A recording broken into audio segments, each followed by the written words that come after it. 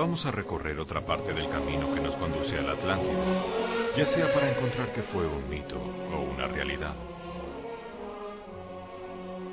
La leyenda dice que fue una civilización que supo vivir tanto en la tierra como en el paraíso.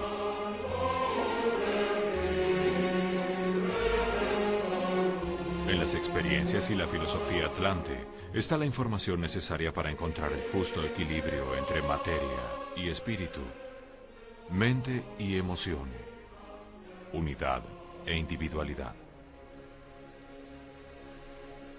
Originalmente los atlantes existían en un estado espiritual, un estado colectivo de felicidad, donde todos compartían hasta su inconsciente y cada uno era parte del todo. Esta sensación colectiva solo podía producir tranquilidad y bienestar. Sin embargo, poco a poco se sumergieron en la materia y el placer de los sentidos. Comenzaron a atesorar sus experiencias de manera individual, hasta fragmentarse tanto que encontraron su propia destrucción. El hombre actual, en su búsqueda de la felicidad, recorre el camino inverso. Desde la individualidad y el materialismo, busca un camino hacia la espiritualidad y la unidad armónica con el universo. La conexión atlante une el pasado, el presente y el futuro. Nos da la información para recuperar el paraíso que ellos experimentaron. En esta búsqueda veremos otras historias que señalan con certeza la existencia de una civilización anterior que podemos llamar la Atlántida.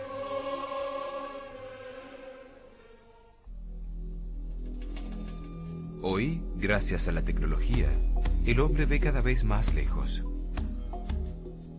Los astrónomos nos muestran espacios sin límites en la vastedad del universo.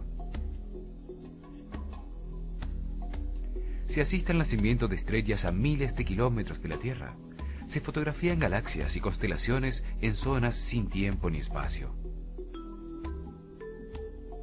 Esto ha traído a esta máquina de la creación una perspectiva de otros mundos, sistemas planetarios y antiguas civilizaciones de leyenda, diferente a la que tenían los científicos y pensadores del siglo pasado.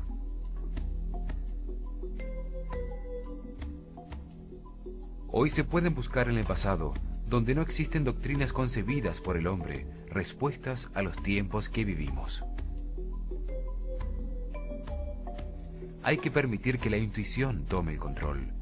Ese sexto sentido maneja el 90% de la mente de una forma que aún no se conoce. La frontera entre la ciencia y la fantasía es muy borrosa. Por ejemplo, Heinrich Schliemann, en 1923, convirtió en realidad un mito cuando descubrió la legendaria Troya, a partir de indicios que encontró en la Ilíada de Homero, escrita hace 2500 años.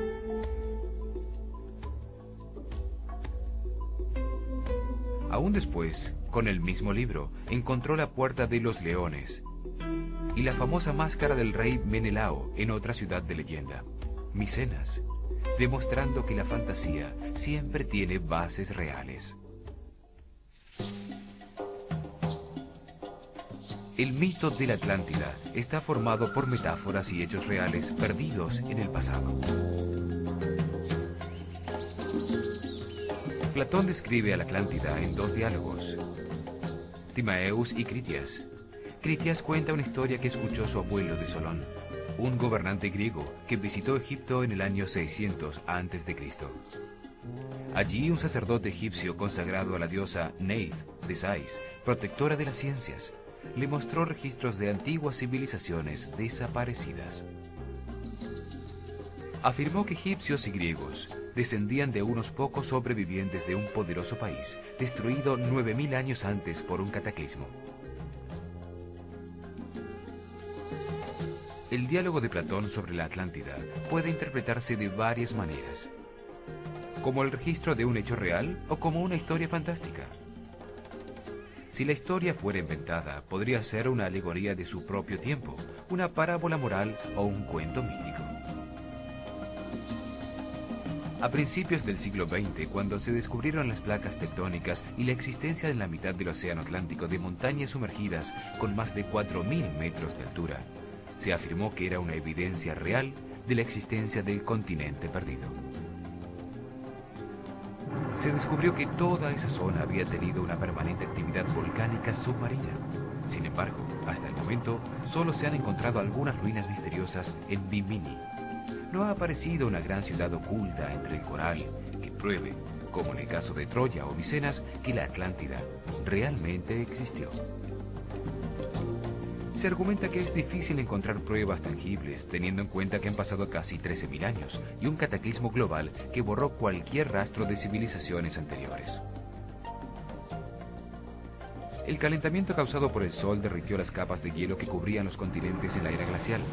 Montañas de hielo cayeron al mar, provocando terremotos, erupciones volcánicas y un diluvio mundial que elevó el nivel del mar en 130 metros, haciendo desaparecer todo vestigio.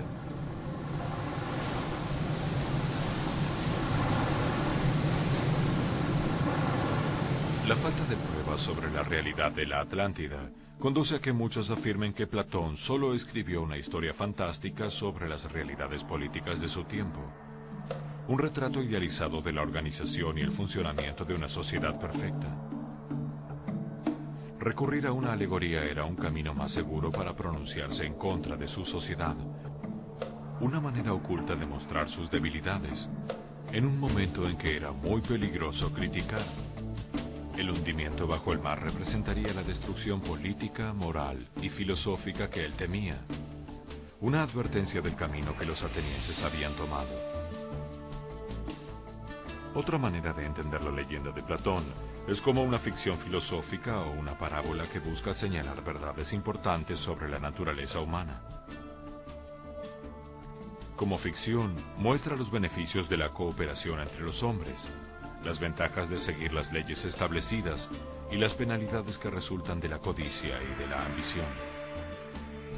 Muestra cómo se puede transitar fácilmente de la justicia y la felicidad a la violencia y la destrucción.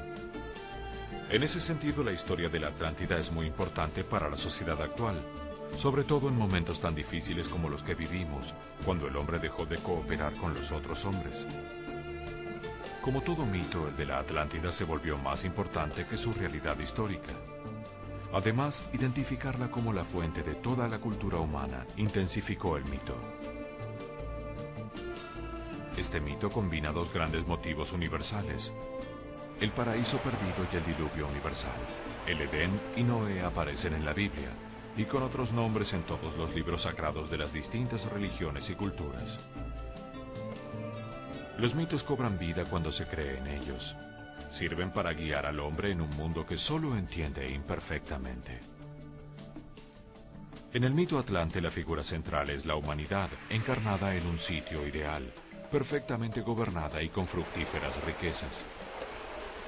Pero debido a su codicia y ambición, los atlantes deciden ignorar las leyes divinas. Zeus, el padre de los dioses, decide destruir al hombre sacudiendo la tierra con terremotos, erupciones volcánicas e inundaciones. La misma cólera destructiva siente Dios en la historia bíblica en la que Noé es el único sobreviviente. Una historia muy parecida a la de Adán y Eva, quienes, tentados por la codicia y la ambición de ser iguales a Dios, rompen el mandato divino y comen del árbol del conocimiento. Esto produce su expulsión del paraíso. Para el hombre actual, perdido en el mundo que experimenta, el tema del paraíso perdido es una luz al final del túnel. La vida se convierte en un intento por recuperarlo, regresar al Edén, encontrar el camino a Zambala, localizar la Atlántida, el hogar, la fuente perdida. El hundimiento de la Atlántida también puede pensarse como un estado psicológico en el que el hombre, asediado por los terremotos de la pasión y las aguas que lo sumergen en la inconsciencia, pierde o retrasa su propósito evolutivo.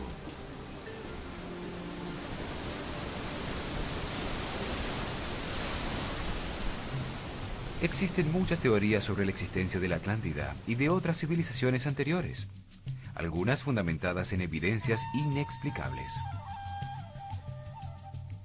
Un misterioso mapa medieval realizado en Constantinopla en 1513 por el almirante turco Piris Reis muestra el océano Atlántico entre la costa de África, la costa este de Sudamérica y el Polo Sur, siglos antes de que éste fuera descubierto. En ese momento se pensaba que el mundo era plano y estaba rodeado de agua. Los mapas existentes por ese entonces, llamados portolanos, de puerto a puerto, no tienen comparación alguna con la precisa información del mapa de Piri-Reis.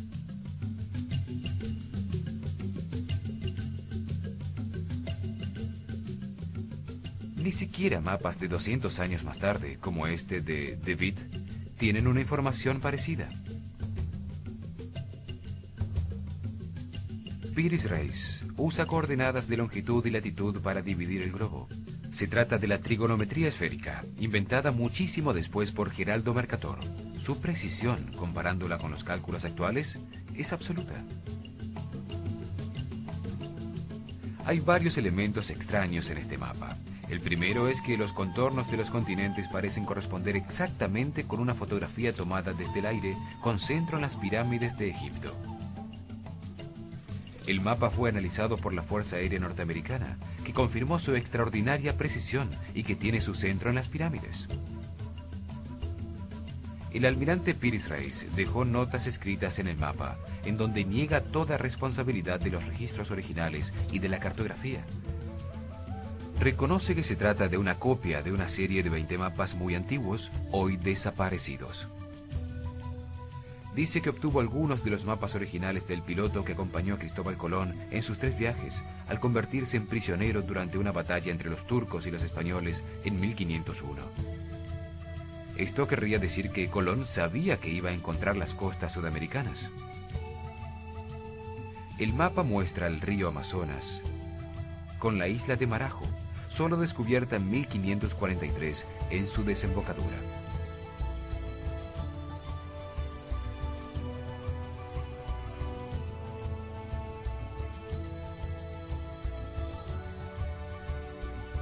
El mapa de Piri-Reis recopila antiquísima información extraordinariamente precisa, descubierta por seres que tuvieron un nivel de tecnología igual o superior al actual.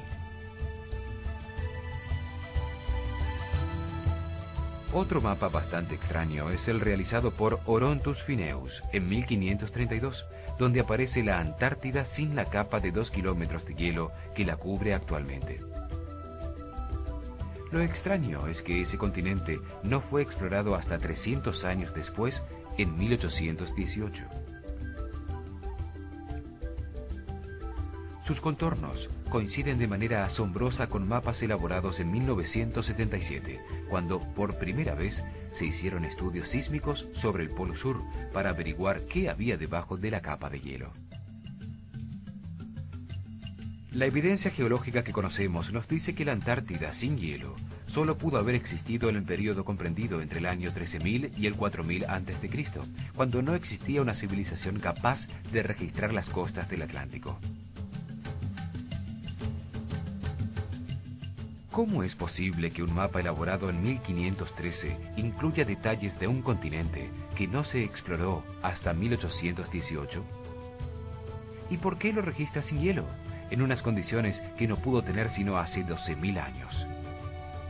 Suele creerse que ciencia significa progreso permanente, y estas evidencias contradicen este supuesto. Significaría que la ciencia actual es un legado que proviene de una gran civilización desaparecida.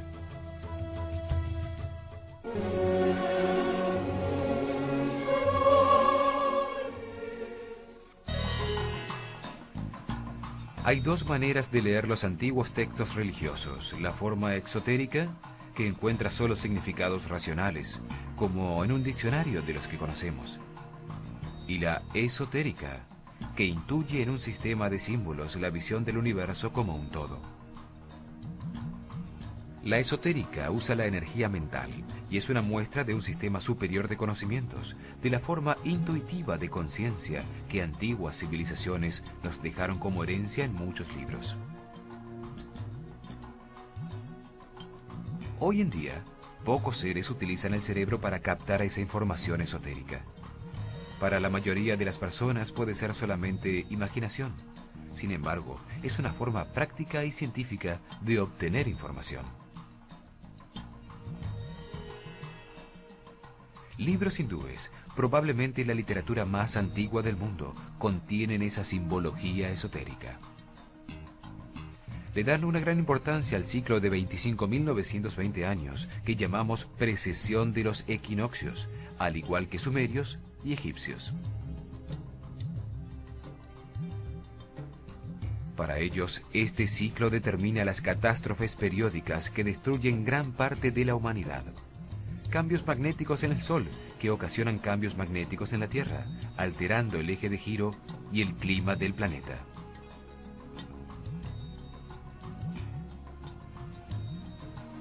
Se cree que el diluvio universal sucedió en uno de estos cambios de ciclo, cuando los hielos de los polos cayeron al mar, ocasionando un gigantesco tsunami y un cataclismo global que destruyó la civilización existente en ese momento.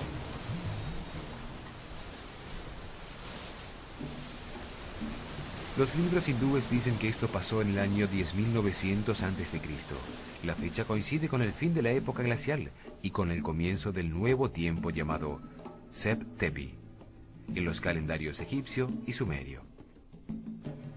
También coincide con datos publicados por la revista Nature, en donde se afirma que el último reverso de los polos magnéticos de la Tierra ocurrió hace 12.400 años.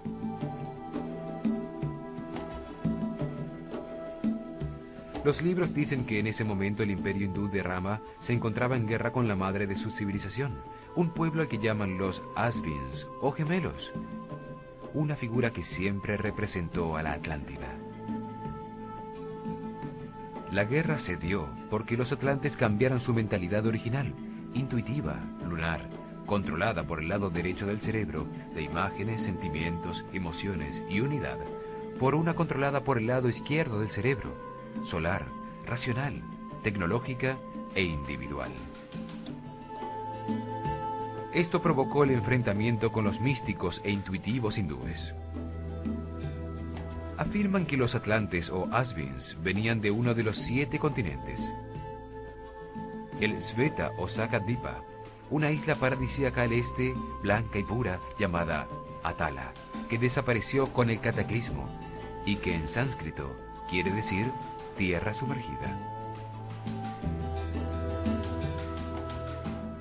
Mientras se encontraban en guerra, ambos pueblos fueron destruidos. Atala se hundió bajo el mar, cuando el cataclismo destruyó su montaña sagrada llamada Meru, lo que dio comienzo a un nuevo ciclo que dicen terminará en el año 2012.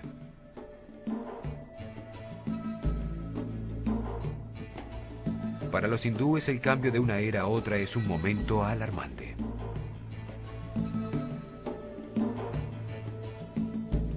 El Samsam Tagavada cuenta que ambos pueblos usaban máquinas voladoras con las que podían viajar a cualquier sitio de la Tierra.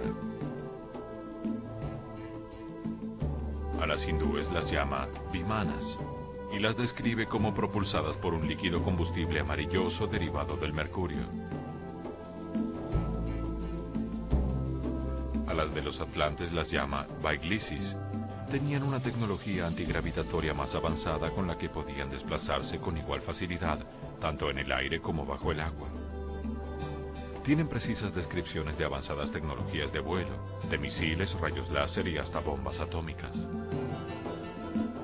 Describen modernas técnicas de combate aéreo, métodos para ahorrar el combustible y evitar tormentas variando la altitud, aterrizajes forzosos causados por el enemigo y daños ocasionados por choques con pájaros en vuelo. También habla de naves que volaban a través del firmamento por un arma que lanzaba rayos de luz que desintegraban todo lo que iluminaba.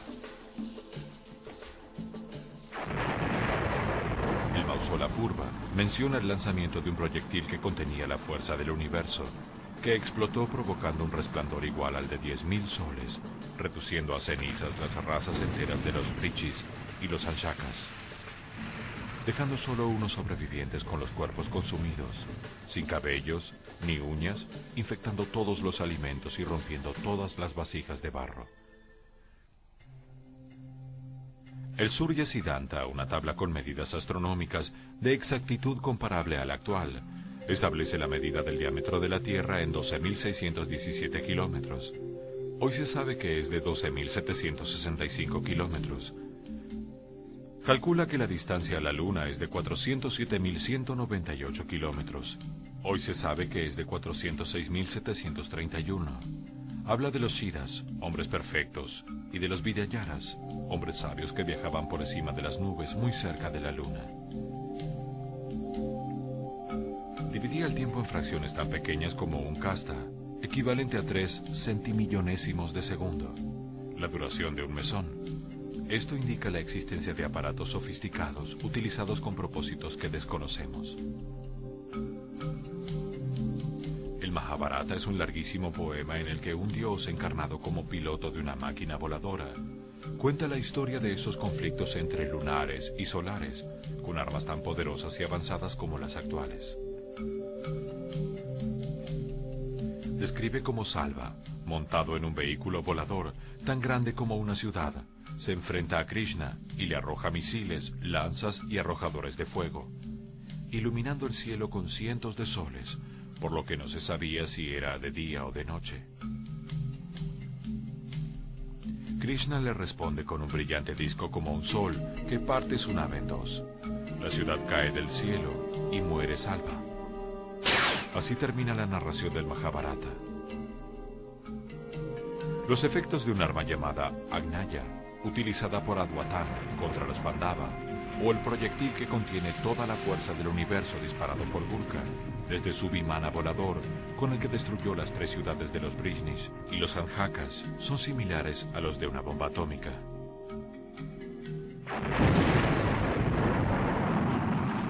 El Mahabharata dice que al explotar producían una incandescente columna de fuego, con un resplandor de 10.000 soles estremeciendo a la tierra y quemándola con el terrible y violento calor.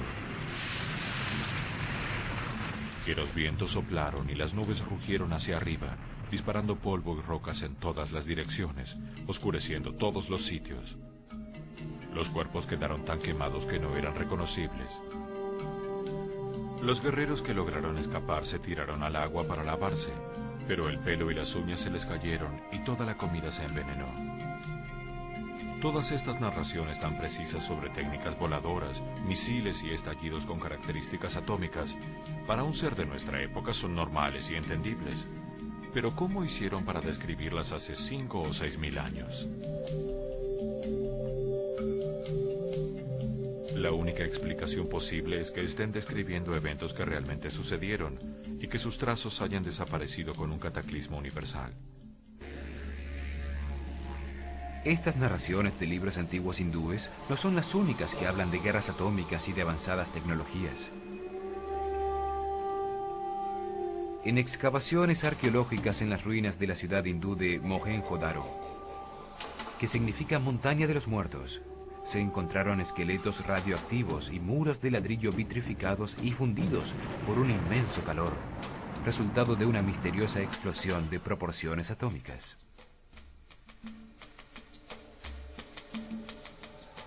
Los sumerios y egipcios narran la destrucción de ciudades en el Sinaí como Sodoma y Gomorra, también presentes en la Biblia. Se trata de explosiones que provocaron un viento radiactivo que acabó con las principales ciudades sumerias alrededor del año 2000 a.C., dando paso al reinado babilonio. Son tecnologías que solo fueron inventadas y probadas con la bomba atómica sobre Hiroshima en la Segunda Guerra Mundial. ¿De dónde salieron estos conocimientos o para qué utilizaron pilas eléctricas en la antigüedad? En excavaciones de un poblado cerca de Bagdad, Irak, el arqueólogo alemán Wilhelm Koenig encontró lo que dedujo eran unas baterías eléctricas construidas hace 6.000 años. Vasijas de cerámica con un cilindro de cobre en su interior, que a su vez contenía en su centro una varilla de una aleación de 60% plomo y 40% estaño, aislada por un tapón de asfalto. El laboratorio de General Electric estudió la batería y encontró que al llenarla con ácidos orgánicos como el jugo de uva, funcionaba perfectamente, produciendo una corriente eléctrica de 2 voltios. Colocando varias en serie, podía producirse el voltaje que se deseara. Tal vez esta fue la tecnología utilizada para iluminar los templos antiguos. Luciano, el satírico griego, describe que en Hierápolis, en el templo de Hera, su estatua de oro tenía una joya en la cabeza de la cual emanaba una gran luz, y el templo entero resplandecía como si estuviera iluminado por miles de velas. También pueden haberse utilizado para iluminar el interior de las tumbas y mastabas reales egipcias, mientras se pintaban los coloridos murales que adornaban sus paredes.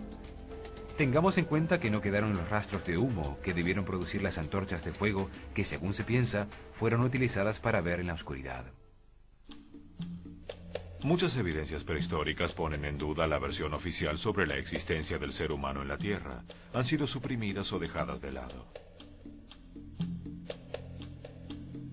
Estas evidencias ponen en duda las teorías evolucionistas, por lo que no se las estudia y se las mantiene sepultadas en archivos olvidados. La historia de la vida en el planeta está escrita en páginas de piedra que han ido acumulando en su interior, capa por capa, los restos orgánicos o las huellas de su actividad durante los tiempos que vivieron. Los fósiles y huesos se encuentran a distintas profundidades y se sabe que los encontrados en capas similares vivieron sobre la Tierra en la misma época. Así se encontró que las especies cambian de época en época. Las capas más superficiales de piedra contienen los huesos de animales recientes. Debajo de los huesos de mamíferos están los huesos de los dinosaurios. Más abajo los anfibios, luego restos de caracoles y peces, y por último solo trazos de simples células.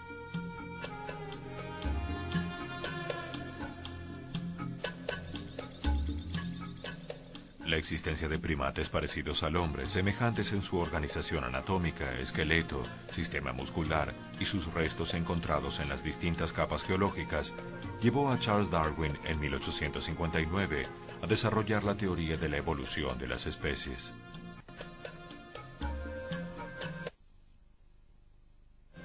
Darwin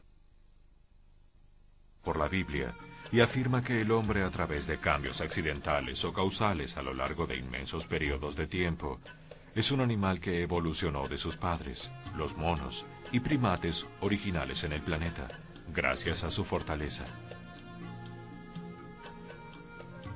Sin embargo, hoy, 150 años después, no se han encontrado evidencias concluyentes que comprueben su teoría, y todavía buscamos el eslabón perdido entre el hombre y el mono. El famoso antropólogo Richard Leakey confirma que todos los restos descubiertos de los antepasados del hombre caben en una alcoba y sobra espacio. Solo existen unos pocos huesos de millones de seres en la prehistoria para sustentar la teoría de la evolución. Los restos de los antepasados del hombre encontrados en África indicarían que evolucionó lentamente, en un proceso que tomó 6 millones de años, hasta producir, hace 1,5 millones de años, el Homo erectus.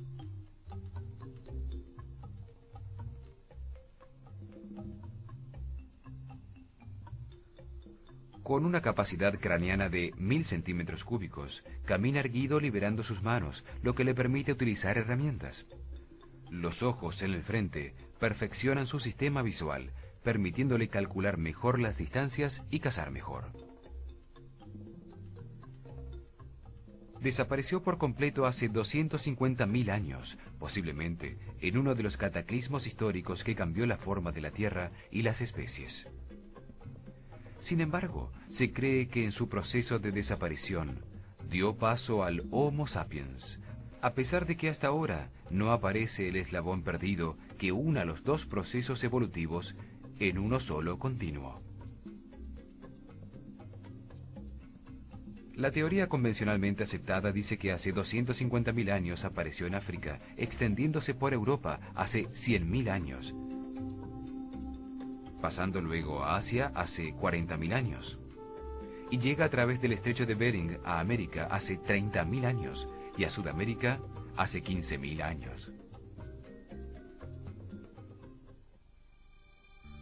El Homo sapiens aparece súbitamente con 500 centímetros cúbicos más de capacidad craneana, lo que le permitió el desarrollo de la inteligencia. La facultad del habla y un cuerpo muy parecido al del hombre moderno en una macromutación que no coincide con los lineamientos lentos de la evolución.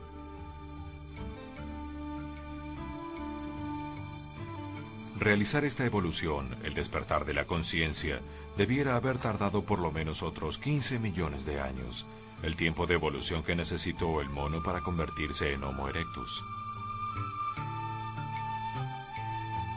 Sin el eslabón perdido, con tan pocas evidencias y tantos vacíos, es realmente difícil saber si el hombre desciende del mono, cuánto tiempo lleva realmente sobre el planeta y cómo fue el origen caótico y accidental del universo.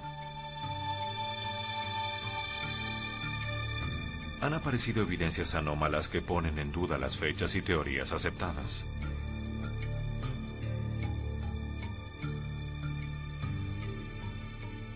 En Ottosodal, Western Transvaal, Sudáfrica, se encontraron cientos de bolas metálicas fabricadas con un metal azulado increíblemente resistente, algunas con 3 hendiduras paralelas que ni siquiera se raya al tratar de perforarlo con brocas de acero. Se encontraron en la profundidad de una mina de diamante dentro de un material de mineral suave llamado pirifilita, que se formó por sedimentos hace unos 3 billones de años.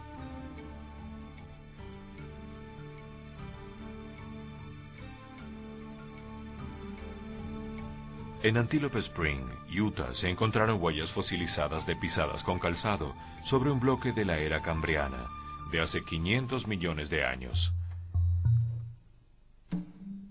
En el estado de Texas se han encontrado varias evidencias que contradicen los conceptos evolucionistas de Darwin. En Glen Rose aparecieron docenas de huellas fosilizadas de pisadas humanas junto a pisadas de dinosaurios, lo que indicaría que el hombre caminó simultáneamente con estos hace más de 60 millones de años, fecha en que se cree que se extinguieron por el gigante meteorito que cayó en la península de Yucatán.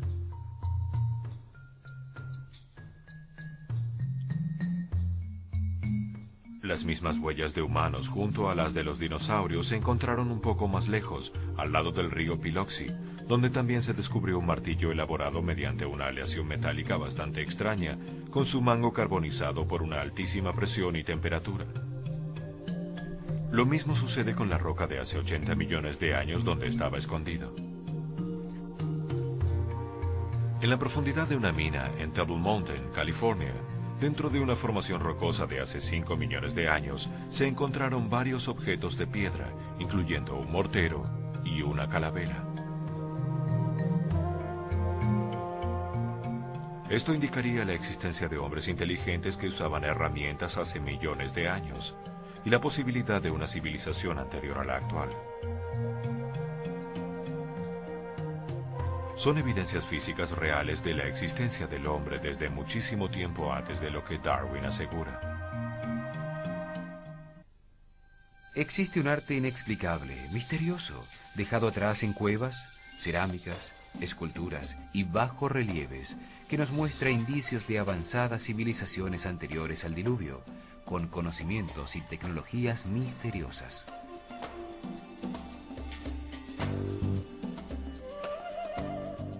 En el templo de Osirión, en Abidos, Egipto, existe un friso o panel entre 2 columnas con unos bajorrelieves muy extraños. Muestran una serie de naves y helicópteros que solo pueden ser identificados por alguien de nuestra época. Se trata de una forma de transporte aéreo en un bajorrelieve de uno de los templos más antiguos de Egipto. La cultura maya también nos dejó indicios de tecnologías avanzadas muy antiguas. La losa tallada de piedra más grande del mundo maya, que cubría la tumba de Pakal Botán, en Palenque, la gran ciudad de las serpientes, lo muestra conduciendo una máquina con un cohete que despide llamaradas por un tubo de escape. En su borde tiene los jeroglíficos correspondientes al Sol, la Luna y la estrella polar, lo que muestra el alcance de la nave. Ha sido objeto de mucha especulación. Se sabe que George Lucas decidió que se utilizaran sus medidas y forma para las naves de la persecución entre el bosque en la película Star Wars.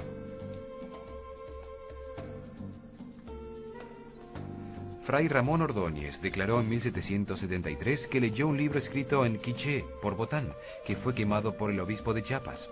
Dijo que en el libro afirmaba ser un ciudadano de Balumchivim, un sitio desaparecido en el centro del Océano Atlántico.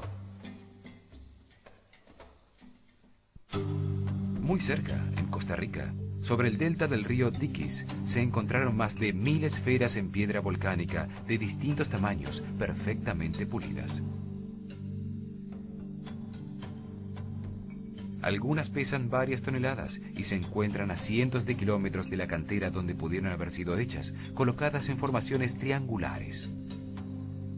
¿Cuál fue su propósito? ¿Cómo fueron llevadas hasta allí? En los alrededores del Ica, Perú, se encontró una misteriosa y antiquísima serie de piedras con dibujos en bajo relieve, todas en el mismo estilo.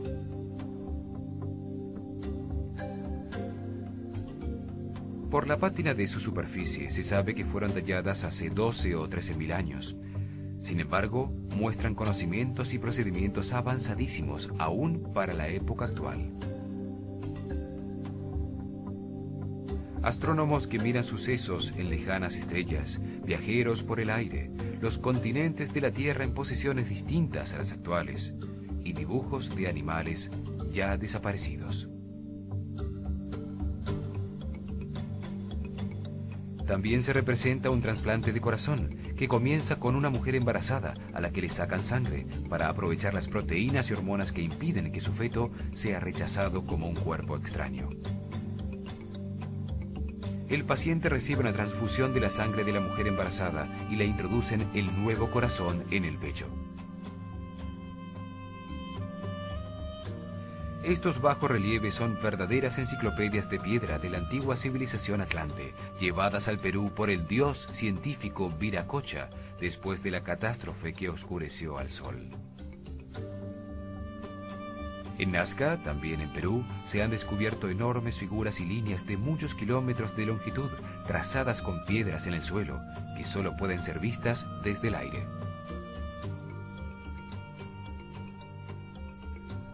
Otro extraño descubrimiento es el de las gigantescas piedras de Ollantaytambo, Machu Picchu y Sacsayhuamán, cortadas con múltiples ángulos para encajar perfectamente las unas con las otras, después de haber sido trasladadas por cientos de kilómetros.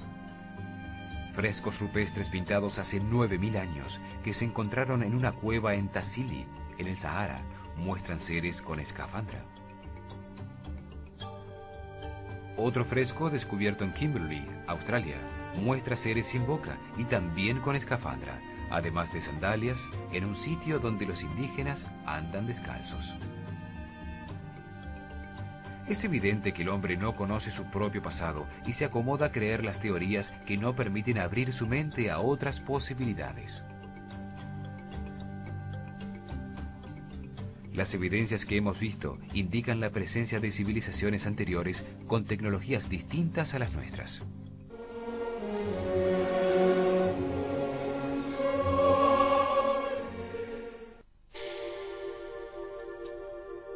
Los sacerdotes atlantes enseñaban 7 leyes que recogían el comportamiento del universo.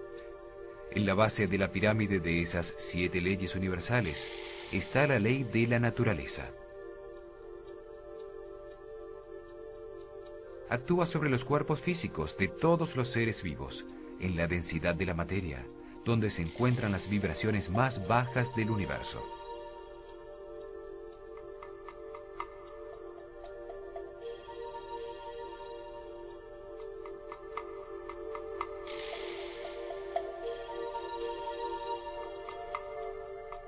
Organiza los átomos en moléculas, las moléculas en proteínas, las proteínas en células, las células en tejidos, los tejidos en órganos y los órganos se estructuran para dar forma al cuerpo, manifestando la perfección de la naturaleza en la diversidad de los cuerpos vivos.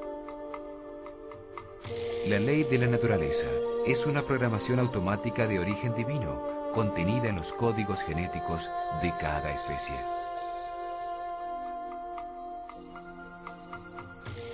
Organiza los distintos cuerpos, determina durante cuánto tiempo son útiles, sus funciones y los mecanismos para su reproducción, mantenimiento y protección. Forma un gigantesco organismo viviente que se llama el universo. Cada ser tiene su propio nivel de conciencia, experimentado en un cuerpo material.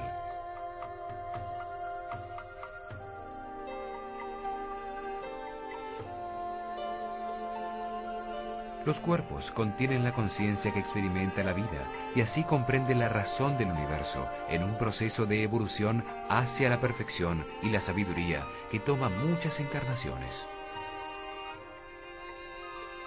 Transmitida por herencia en los códigos genéticos de cada especie, existe una programación automática llamada instinto que no necesita de la conciencia del ser para existir. Su función principal es generar, mantener y defender la vida, controlando todos los procesos vitales. La reacción automática del instinto es simple y binaria, diseñada para no permitir la duda de posiciones intermedias. Sí, no. Huyo, ataco. Acción, reacción. Me gusta, no me gusta. Para generar la vida en cada cuerpo, la naturaleza utiliza la atracción automática que lo impulsa a buscar y conseguir en su especie la pareja para procrear. Si la atracción es mutua, indica que existe compatibilidad para generar vida. Esta ley se manifiesta en la atracción sexual que se siente al reconocer la pareja potencial.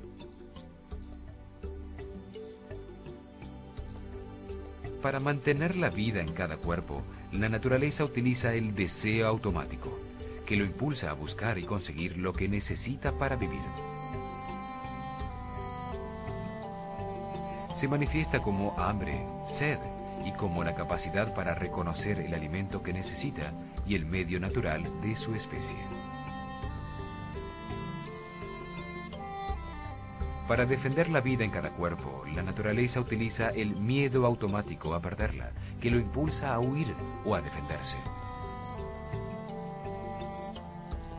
Se manifiesta como una fuerza o energía adicional producida por la adrenalina para responder adecuadamente a la situación. En cada cuerpo organizado por la ley de la naturaleza se encarna una conciencia que evoluciona en un proceso de aprendizaje sucesivo que se llama vida.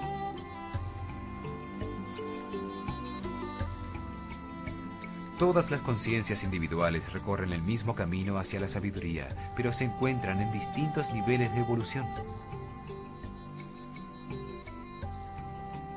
El ser humano solo aprende y evoluciona relacionándose con otros hombres. Lo valioso en la vida son las relaciones, no las creencias.